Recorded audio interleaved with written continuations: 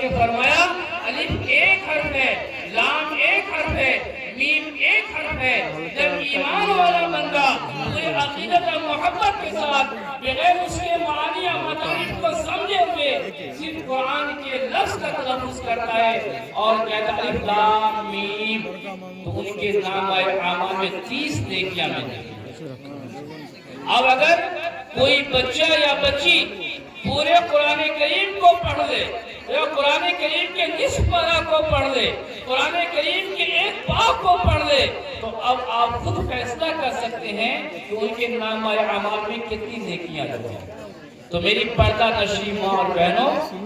اور جتنے بھی ذمہ داران حضرات یہاں موجود ہیں، ہر ایک سے میری گزارش ہے، ہر ایک سے میری درخواست ہے کہ آپ پہلے اپنے بچوں کو قرآن کریم کی زیور سے آراستہ کیجئے۔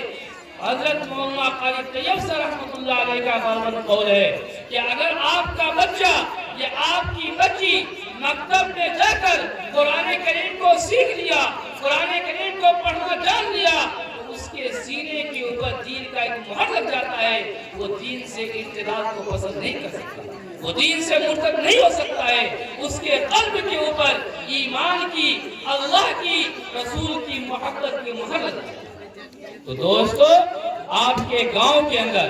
الحمدللہ مکتب کا باضابطہ نظام چل رہا ہے، اور پہلے لڑکیوں کے لیے باضابطہ نظام نہیں تھا، جس کی وجہ سے کچھ دشواریاں بھی آتی رہی، لیکن الحمدللہ ابھی 2 روز قبل میں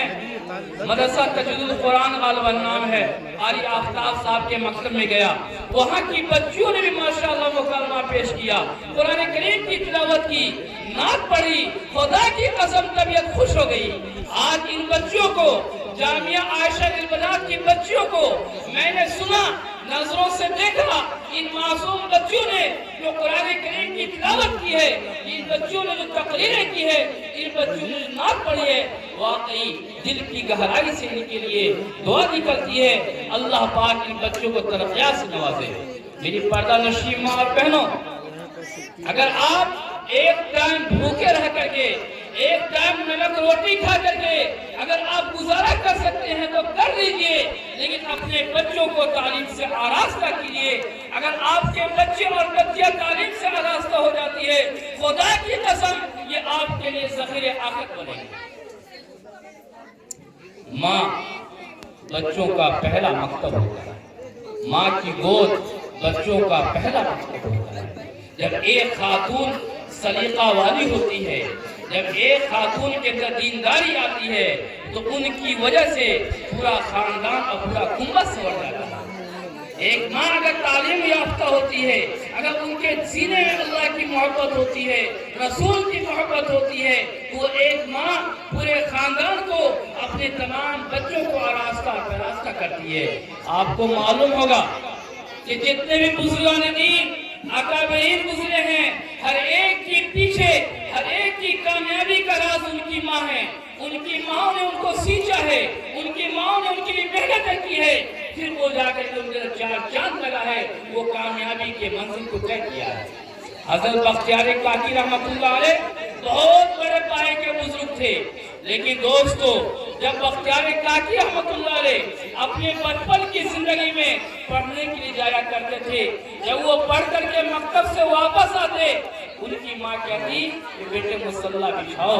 2 رکعت نماز پڑھو، پھر اپنے رب سے لو لگاؤ اور ان سے مانگو، اللہ کھانا اور پینا دے گا۔ دیکھیے ماں اپنے بچے کے دل میں کیسے اللہ کی محبت ڈال رہی ہے۔ وہ معصوم بچہ اپنے بستہ کو رکھتا اور مصلی بچھا لیتا، 2 رکعت نماز پڑھتا، نماز پڑھنے کے بعد اپنے ہاتھ کو خدا کے دربار میں اٹھاتا، اپنے رب سے مانگتا، اے اللہ مجھے کھانا دے، مجھے پانی دے، مجھے روٹی دے، مجھے چاول دے۔ پھر ماں کہتی کہ بیٹا اب تم کھانا تلاش کرو، کھانا مل جائے گا، اللہ نے بھیجا ہوگا۔ اور ماں کھانا پہلے چھپا کر رکھ دیا کرتی، پھر وہ بچہ کھانا ڈھونڈتا، وہ کھانا ان کو مل جایا کرتا۔ اس بچے کو آہستہ آہستہ اللہ سے اتنی محبت ہو گئی، اتنی محبت ہو گئی، اتنی عقیدت ہو گئی، اس کا یقین جم گیا کہ کھانا اور پینا تو میرا رب دیتا ہے، کھانا اور پینا تو میرا رب دیتا ہے۔ ایک مرتبہ سے اتفاق ایسا ہوا